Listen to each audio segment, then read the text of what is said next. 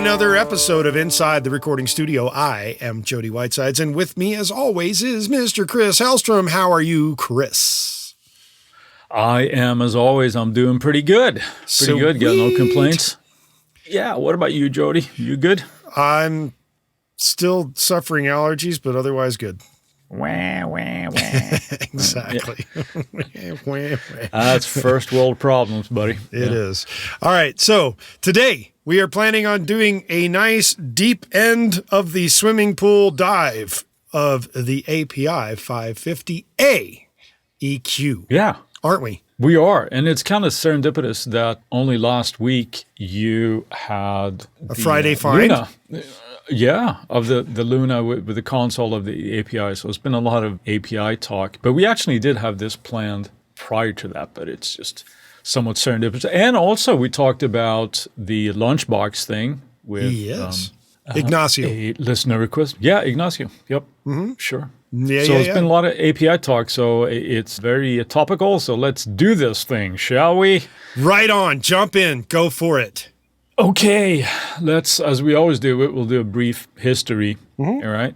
This is a company that was not necessarily out of broadcast, which has been from some of the other deep dives that we've done with, the Poltech and things. This was, for and by engineers, essentially, and primarily Saul Walker, who came up with this modular design in the late 60s, 69, as a matter of fact. Yeah, he started that API company called Automated Processes Incorporated, along with a buddy of his by the name of Lou Lindauer. That's right. We shouldn't forget that. Yes. And it's also doing some more research on this. It's one of those acronyms that that's what it stands for, huh? Just like Poltech or API or something. So, like you said, Automated Processes Incorporated. And they started with this modular design from the get-go, from what I understand. And one of the first ones that they had, one of these modules, was the 500 EQ. Yes. And became very popular, and so were their boards. And one of the first consoles was actually bought by another person that we keep mentioning here, was Les Paul. So, what a crazy time it would have been to be alive at that point. I would think so, yeah. And I wonder sometimes, today we tend to bitch and moan about the smallest of pettiness of things when it comes to the audio industry, right? My fucking plugin's not working. God damn it, it's supposed to. Yeah, I updated my OS. Why is it not working? So I wonder if in, 20 years or maybe longer, people are going to look back and go, oh, man, at the turn of the century, that had to be, or the millennium, had to be, really, really interesting time to be a recording artist or engineer or any of the above. And it only goes better I from think here. It is. Let's hope so, shall we? Yes. Let's hope so. Sidestepping there. So then the 550A came out in 71. And I believe the difference there was just the addition of the op amp that they used to have in some of the other modules that they had in their consoles. Okay. That's the one we're going to talk about today. We should probably just briefly mention that there is a 550B. Yes. Which adds an extra band in the mid-range. Sure does. And what about the 560, Jody? What's that one? Well, the 550, as it stands, is known as a parametric EQ. The 560, on the other hand, is a 10-band graphic EQ. And I don't mean that it's like running around naked with its top off. It's just an entirely different style of EQ. But we're talking about 550 right now, so let's get back to our parametric selves. Should we go over that? I know we've talked about that in podcasts about EQ, but should we do a quick recap of the differences between parametric and graphic? Well, jump on it. Tell us. The simple difference is that in a graphic EQ, you have a set band. There's no way of controlling that. You can only boost or attenuate that band. Right. With a parametric EQ, you can adjust the frequency as well as, boost or attenuate. So that's the main difference. But obviously very musical ones. And we're talking about the 550A today as well. So we should mention that today the company is run by Larry Droppa. So they're obviously still very active today. And also from a little bit of a historic note here. They are responsible for the lunchbox design that we also talked about a couple of episodes ago, where you can put all of these modules in, whether smaller, sort of like lunchbox units, or just 19-inch rack units, and kind of build up your own stuff just from that modular design. So it's a really, really cool thing. Yes. That we owe a lot to that, as opposed to I think for so. having all that. And they also have a very fun booth at NAMM when you want to nerd out on things. So they showcase all their stuff. So if you are a NAMM goer, you've probably seen the API booth. And who doesn't want to nerd out at NAMM? Right? That's why the we whole go. point of going. It's the nerding out. It's like being in a giant guitar center on steroids, just for musicians and recording engineers and anybody in the music business. So yeah, fun stuff. Yeah. Who currently makes the API 550? Well, API obviously still around, so they're the ones making it. I would assume that because they're still around, there are limitations to how close of reproduction of this that you can actually make. Not that you can't make other EQs, but there are companies, like we mentioned before, again, with these deep dive, Stam Audio. Yes. They have a 19-inch rack version of this that has fewer frequency bands on each. That doesn't make any kind of sense. I believe it's the fewer frequency band adjustments on the high and the low. Actually, I think it's even on the third one, but it has fewer frequency options on each band. How about that? Does that make sense? Yes. Yeah. There are versions of it. Obviously, we're swimming in software versions as well. Your favorite company makes one, but they don't call it the API 550. What do they call it in the Slate system? The American.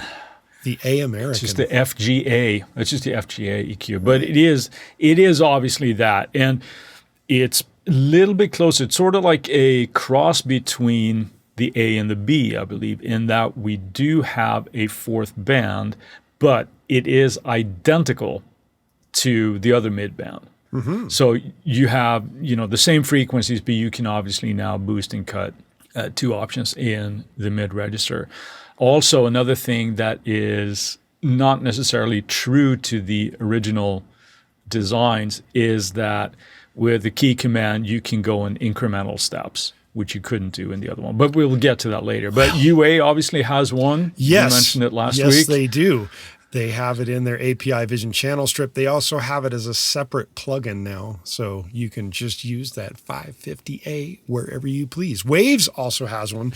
And actually, I should state that the UA version is called the 550A. You don't have to rename it or something. So UA is obviously paying for that license to use the name, as does Waves. They also have a 550A as well. Right. Mm-hmm. Yeah. And then there's not necessarily just for the EQ side, but Softtube have a channel strip, which I think is a little bit closer to the Luna version that you mentioned the other episode here, where it is a channel strip, but they call that the American Class A. Good. So it has that EQ in there, but it obviously has the filters, and it has the pre's and compressors and gates and things like that as well. Right. Antelope Audio has one. And it's tied to their actual hardware, though. It's like a dongle version, right? Yeah, in the same sense as, sort of like the same business model as UA, right? If you have one of their interfaces, you can use their plugins, essentially. So there are options out there. And there's, even be remiss not to mention, even in Logic, there is a version of the 560. Sure. In addition to that, actually, if you're a guitar player and you're using the Line 6 guitar amp sims from like Pod Farm and Helix, they have a preamp EQ available in those softwares that is called the American EQ. Oh, that's right. They have that in there as well. So I'm assuming, and it's never safe to assume, but I'm going to assume it here now, that that's supposed to be the API 550A. Yeah. And whether that's, a spot-on version, again, doesn't really matter. It works very similarly. I'm sure it sounds very much in the ballpark. So right. There you go. There are a lot of options there. So that's great for all of us. And with that, we're going to take a quick break for a word from our sponsor. We're back. So what are we going to talk about now, Chris, with this API 550? I say let's jump in at the deep end and start talking about the controls here, what we're working with. What are we working with? First things first is that the A version is a 3-band parametric EQ, and each one has 7 frequencies to choose from. And it's important here to know that you're not sweeping through them. Like, these are the frequencies that you get to use. It's a click, click, click. They have very definitive spots. It's like, if you're on this spot in the low channel, you have 30 or 40 or 50 or 100 or 200 or 300 or 400. Those are your choices on your low band. And that's it. Yeah. You're done. And then there's overlaps there too. So you can technically kind of work in that sort of like Pultec type of thing where you can kind of boost and cut in very similar areas. Yes. So the mids take over at 200, 400, 600, 800. There's the overlap. And then we have 1.5K, 3K, and up to 5K. Right.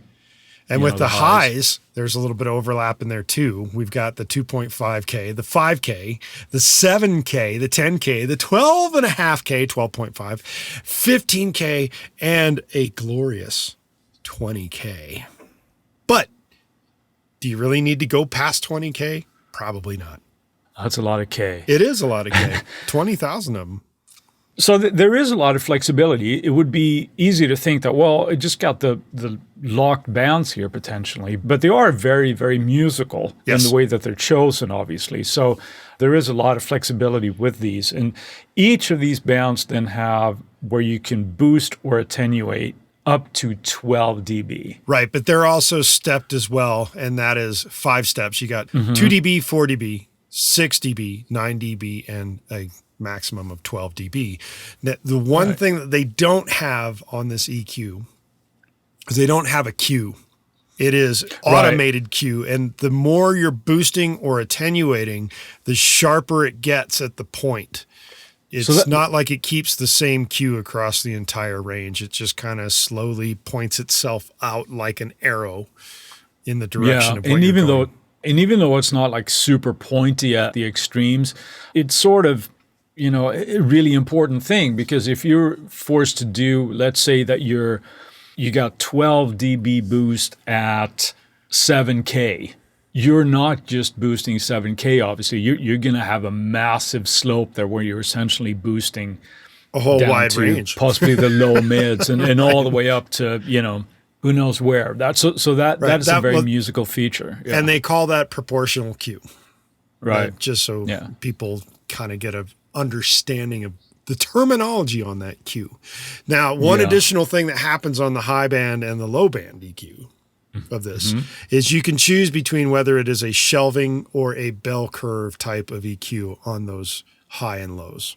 And that's a really cool feature because it changes off. If you want just a small little bump somewhere in the high end, keeping it at a bell might be the way to go. But if you want that sort of nice Pultec-like kind of boost, you get that very nice kind of sheen. And of course, if you need to scoop out of there as well, you can be if it's certain frequencies as well. So now, in addition to that, they also have the high pass and low pass filters in the hardware version. Yeah. In the software version, at least for UA, for my familiarity, that is a separate module. The high pass and low pass filter is a separate module, but on the hardware version, it was actually built in. I think the difference is that in the software, the high and low pass filter is sweepable, whereas in the hardware version, it was set. Yeah, it might be in certain software. I know in the Slate version, it's not. They're set to those frequencies where it's in the low frequencies, you're going below 50. Right. And in the highs, it's above 15. So then again, depending on your software choice, or if you have the actual hardware, you'd know that it's, on or off. Right. So if you're, depending on the instrument, if you want to cut out some subs or, getting rid of some noise essentially in the highs there, it's a nice little tool to have. Yes, it is. So speaking of nice tools to have, what do you use a 550 on? I go back and forth between, I'm not necessarily super, I have to use this EQ. But every once in a while, I have all these tools to my disposal. Every once in a while, I'm going to run the API EQ on this mix or this instrument or instrument group or whatever happens to be. As far as material goes, I haven't really come across anything where I found that this is not working. You know? it to me, it just sounds really, really good no matter what I kind of run through it. Sure. So I did a thing where I had it on drums. You know, I ran it through the channel emulation of my Slate rack and then into an API EQ, and it just sounds glorious, you know. That's a big term, glorious. Yeah, and one other thing that sort of strikes me with it, it's very musical, I would say. It's very musical. It's not like aggressive or harsh in any way. Of course, you could make it sound like that, but you probably have to try really hard.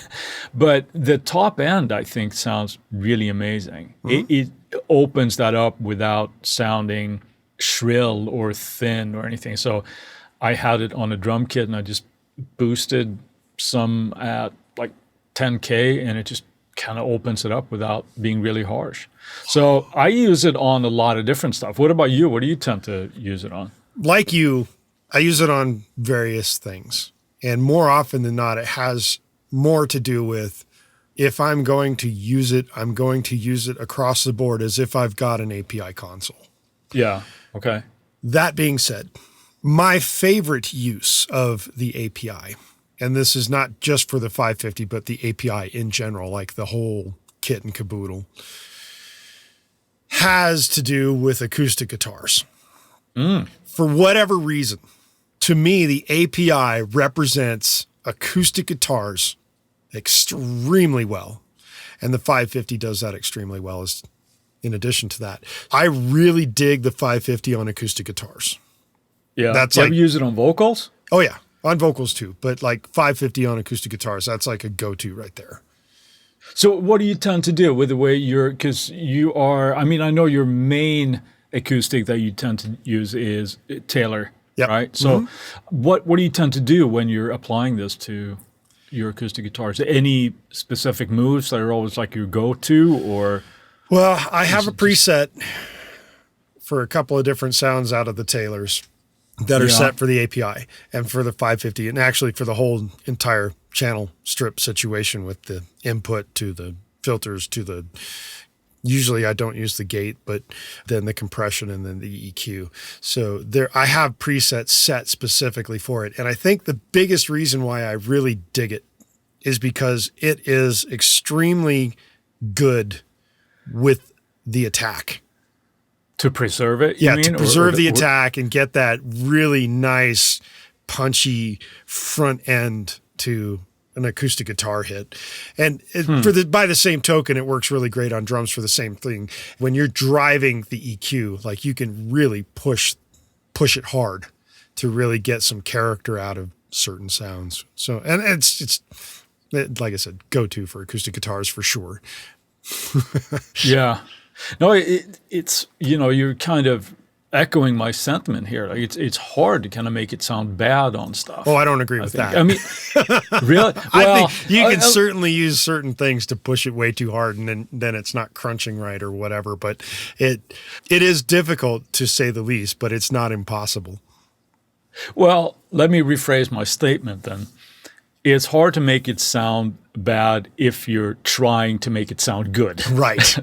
Right. So, I mean, I'm going to roll off all the top end and I'm going to just crank the mids and roll off the bottom. Yeah, it's going to sound like garbage, but that's your own fault. It's got nothing to do with the gear. Yes. So I've used it most on drums. I did a project about a year ago where I used it pretty much exclusively, I think, on every track. Yeah. On the whole album, where it was one of those things. I was okay, well, it was supposed to be a little bit of a throwback type of a sound. Yes. And I was like, okay, I'm going to try to do this.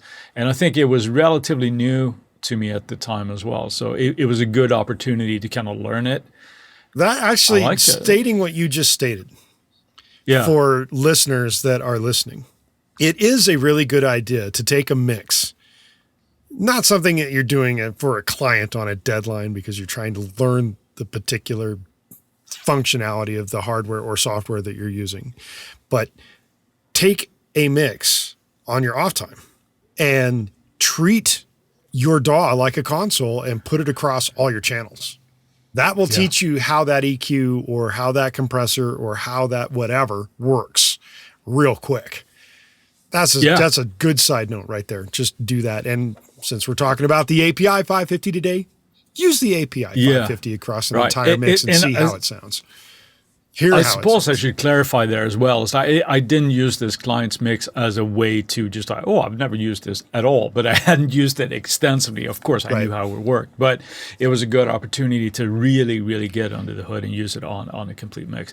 But yeah, that idea that you're saying that is a great thing. And also when we're dealing with, like, there's a little bit of a side note here, but when we're dealing with emulations of hardware and perhaps even channel strip settings and things of that nature, if you have the opportunity to place them in the same position in your DAW over an entire mix and then bypassing that, that's a good way to kind of learn of what it is that's imparting, of the character, everything that you have there as well. And if you have another console, or if you have like an SSL EQ or whatever your favorite EQ is, to kind of go back and forth. Yes, so that's a good tip, Jody. Yeah, that's a great way to kind of do that. All right, and with that, why don't we jump on to our Friday finds?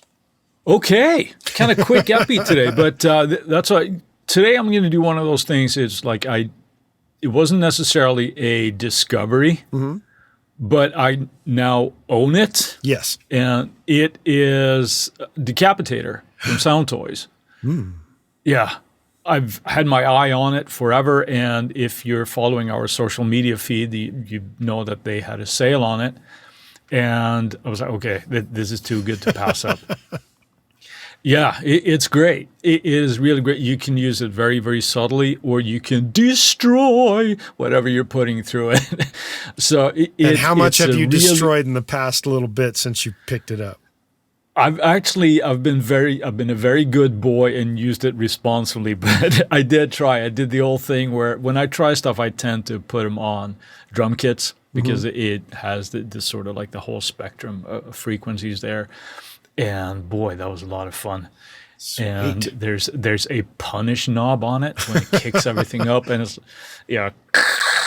it just, sounds like you're slaughtering camels, as we used to say in Sweden.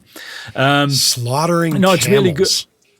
Yeah, that was the idea for somebody having like really bad guitar distortion. Gotcha. Sounds like you're slaughtering camels, man. So there, put that on the T-shirt. No, so my find is Decapitator from Sound Toys. It sounds glorious, and I do like it. What about you? I am taking a slightly different route today, and that is CSAC is currently offering 35% off tickets for the It's Your Money Financial Literacy Summit, which is coming up on May 25th and 26th. So this is like highly topical. If you're listening to this past the 25th and 26th, I apologize.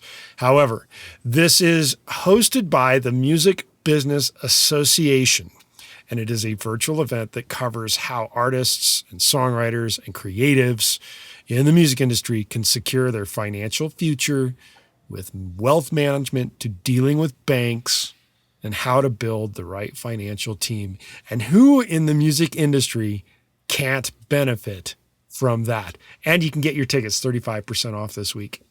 Cool. Yeah, truer words have not been spoken. So the very, challenging times obviously here, and musicians, making a blanket statement, but are generally not very savvy with the financial end of things.